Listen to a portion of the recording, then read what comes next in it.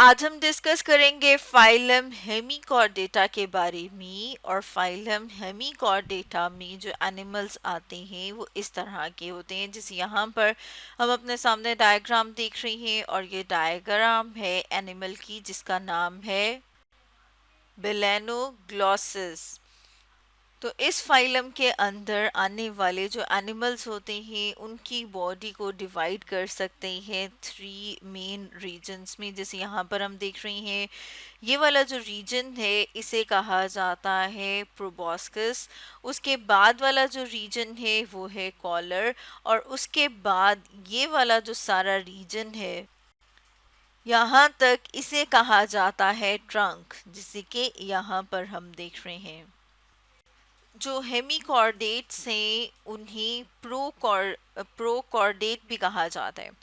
क्योंकि प्रो का मतलब होता है बिफोर। और अगर हम फाइलम कॉर्डेटा के अंदर आने वाले एनिमल्स की बात करें तो उसमें हायर एनिमल्स आते हैं, जैसे वर्टिब्रेट्स हैं।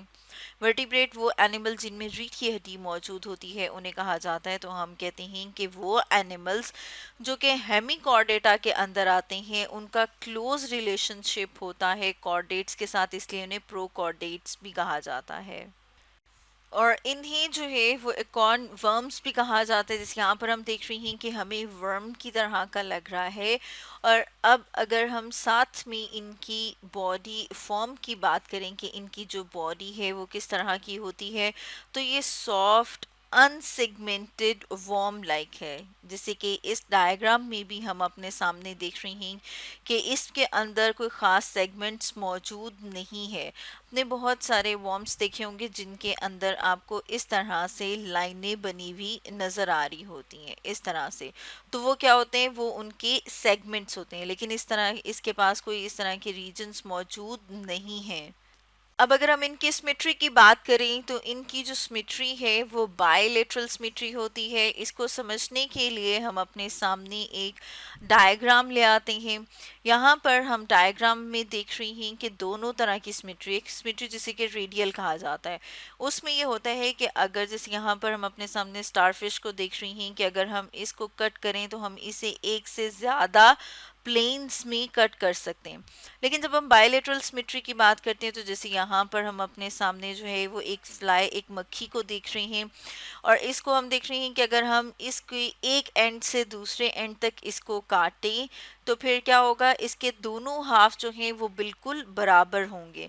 बिल्कुल उसी तरह से जो हेमिकॉर्डेट्स में आते हैं एनिमल्स, अगर हम उनको इस तरह से काटें, उनके एक सिरे से लेके दूसरे सिरे तक, एक एंड से दूसरे एंड तक, तो हम देखते हैं उनका जो एक हाफ है वो दूसरे हाफ का बिल्कुल मिरर इमेज होता है, बिल्कुल वैसा होता है। इसलिए इन्हें क्या कहा जाता है कि इनकी जो सिमेट्री है वो बायलेटरल होती है।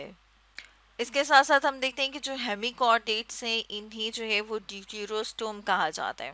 उसके लिए हम अपने सामने डायग्राम ले आए हैं जिसमें हम दोनों तरह के देख रहे हैं, प्रोटोस्टोम्स और ड्यूटेरोस्टोम्स।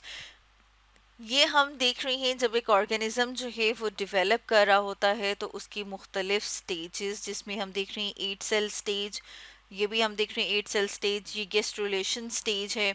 और उसके बाद हम देखते हैं कि फर्दर जब वो डेवलप करता है तो उसमें ये वाला जो रीजन है, जैसे कि यहाँ पर हम कह रहे हैं जैसे कि ब्लास्टोपोर कहा जाता है, वो एनिमल्स जिन्हें कि हम कहते हैं कि प्रोटोस्टोम्स हैं, उनमें ये जो रीजन है जिसे कि ब्लास्टोपोर कहा जाता है वो बाद में चल के माउथ बनाता है। जैसे कि यहाँ पर हम देख रहे हैं इसका ये रीजन बनेगा। लेकिन जब हम ड्यूटेरोस्टोम्स की बात करते हैं जैसे कि हेमिकॉर्डेट जो हैं वो ड्यूटेरोस्टोम है, तो इनमें हम देखते हैं कि इनका जो ये रीजन है जिसे कि ब्लास्टोपोर कहा जाता है वो बाद में चल के एनस बनाएगा। और उसका जो ऑपोजिट साइड होती है वो माउथ बनेगी। इसके अलावा हम यहाँ पर देख रहे हैं कि सिलोम और मीजोडम मौजूद होती है। सिलोम जिसे कि बॉडी कैविटी कहा जाता है। और जो फाइलम हेमिकॉर्डेटा में आती हैं ये जो हैं ये ट्रिप्लोब्लास्टिक होते हैं। जैसे भी आपने ऊपर देखा था ना, हमने एक टर्म बोली मीजोडर्म, तो वो एक जर्म लेयर है यहाँ पर हम अपने सामने डायग्राम में देख रही हैं डिप्लोब्लास्टिक और ट्रिप्लोब्लास्टिक। डिप्लोब्लास्टिक जो है वो उन ऑर्गेनिजम्स को कहा जाता है जो दो जर्म लेयर से बनते हैं, जैसे कि यहाँ पर हम देख रहे हैं बाहर वाली, जैसे ये वाली है जिसे कि एक्टोडर्म कहा जाता है, और उसके अंदर जो है वो एंडोडर्म मौजूद है। इनके पास मीजोडर्म मौजूद नहीं है, बल्कि यहाँ पर जो हमें रीजन नज़र आ रहा है इसे मीजोग्लिया कहा जाता है। जबकि जो ट्रिप्लोब्लास्टिक एनिमल्स होते हैं, जैसे कि यहाँ पर हम देख रहे हैं, वो तीन जर्म लेयर्स से मिलके बनते हैं। जैसे सबसे बाहर वाली लेयर जिसे कि एक्टोडर्म कहा जाता है, उसके बाद वाली जो लेयर है जिसे कि मीजोडर्म कहा जाता है, और ये जो अंदर वाली लेयर है जिसे कि एंडोडर्म कहा जाता है। तो यहाँ पर हम देख रहे हैं कि ये जो हेमिकॉर्डेटा के अंदर एनिमल्स आते हैं वो ट्रिप्लोब्लास्टिक हैं, क्योंकि वो थ्री जर्म लेयर्स जो हैं उनसे मिलकर बनते हैं, या फिर ये हम कह सकते हैं कि उनसे डेवलप होते हैं। अब हम अपने सामने एक और डायग्राम ले आए हैं, और यहाँ पर भी हम साथ में देख रही हैं जर्म लेयर्स, और देख रहे हैं कि वो आगे कौन से स्ट्रक्चर्स बनाती हैं। जैसे यहाँ पर हम देख रहे हैं कि एक्टोडर्म जो है वो स्किन बनाती है, और अगर हम मीजोडर्म की बात करें तो वो डिफरेंट मसल्स बनाती है। और अगर एंडोडर्म की बात करें तो जो गट रीजन है वो बनता है एंडोडर्म से। उसके साथ साथ हम देख रहे हैं ये वाला जो रीजन जहाँ पर मेरा कर्सर मौजूद है इसे सिलोम कहा जाता है। तो हम देखते हैं कि जो हेमिकॉर्डेट्स हैं उनके अंदर, इसको हम लाइट कलर से कर लेते हैं, जैसे यहाँ पर हम देख रहे हैं कि क्या मौजूद है। उनके पास ट्रू सिलोम, सिलोम जिसे कि बॉडी कैविटी कहा जाता है, वो मौजूद है। और इसके अंदर जो है वो क्या मौजूद होते हैं, डिफरेंट इंटरनल ऑर्गन्स, जो कि यहाँ पर हम देख रहे हैं ग्रीन कलर से शो करें। इसके साथ साथ हमें यहाँ पर जो मेम्ब्रेन नज़र आ रही है इस रीजन में उसे, और ये हम देख रहे हैं कि पूरी, इसे कहा जाता है पेरिटोनियम।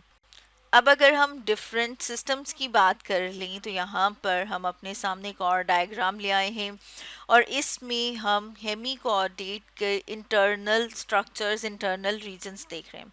सबसे पहले हम बात कर लेते हैं रिस्पायरेशन की। तो हम देखते हैं कि हेमिकॉर्डेट्स जो हैं उनके पास रिस्पायरेशन के लिए पेयर्स ऑफ गिल स्लिट्स मौजूद होती हैं, जो कि हम यहाँ पर देख रहे हैं।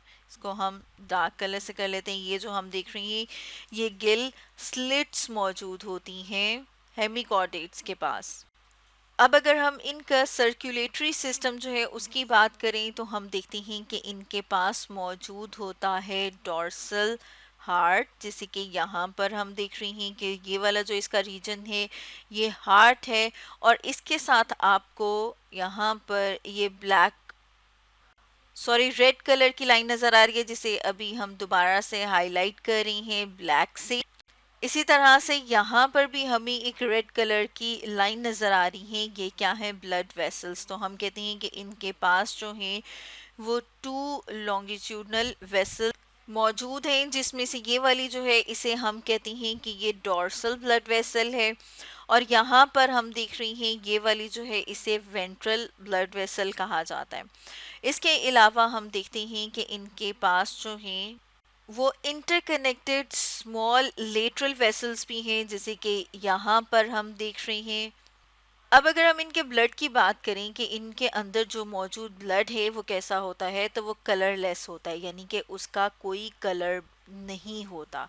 तो ये तो अभी हमने देखा है इनका सर्कुलेटरी सिस्टम। अब अगर हम बात करें इनके नर्वस सिस्टम की, नर्वस सिस्टम जिसे कि हम आसाबी निज़ाम कहते हैं, जैसे कि अगर हम अपनी बात करें तो हमारे नर्वस सिस्टम में ब्रेन मौजूद है और बहुत सारी नर्व्स मौजूद हैं। इनका जो नर्वस सिस्टम है वो डिफ्यूज्ड होता है, क्योंकि इनके पास कोई ब्रेन या दिमाग मौजूद नहीं है, बल्कि इनके पास जो है वो नर्व कॉर्ड्स मौजूद हैं।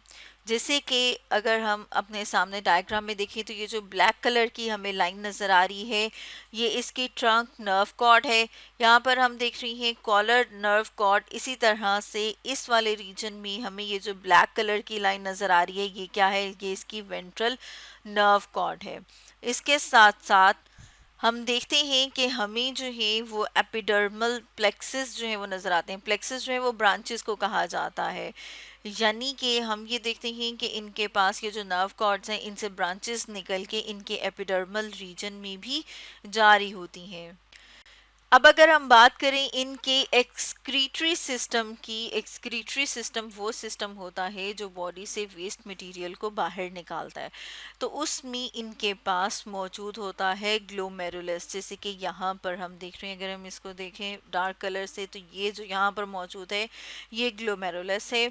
और ये किसके साथ कनेक्ट हुआ हुआ है, ये कनेक्ट हुआ हुआ है ब्लड वेसल्स के साथ, ताकि जितना भी वेस्ट मटेरियल है वो ब्लड में जो ब्लड के ज़रिए से यहाँ तक पहुँचाया जा सके। अब अगर हम इनकी सेक्सेस की बात करें तो हम देखते हैं कि वो सेपरेट भी हो सकती हैं, यानी कि मेल और फीमेल रिप्रोडक्टिव ऑर्गन अलग अलग मौजूद होंगे, यानी कि एक कंप्लीट वर्म मेल होगा, एक कंप्लीट वर्म फीमेल होगा। और यूनाइटेड भी हो सकते हैं, यानी ऐसे भी हो सकता है कि मेल और फीमेल रिप्रोडक्टिव ऑर्गन जो हैं वो दोनों के दोनों एक ही ऑर्गेनिज्म, एक ही इंडिविजुअल के अंदर मौजूद हो, तो उसे हम कहते हैं कि वो यूनाइटेड हैं। तो स्टूडेंट्स, आज हमने डिस्कस किया फाइलम हेमिकॉर्डेटा के बारे में।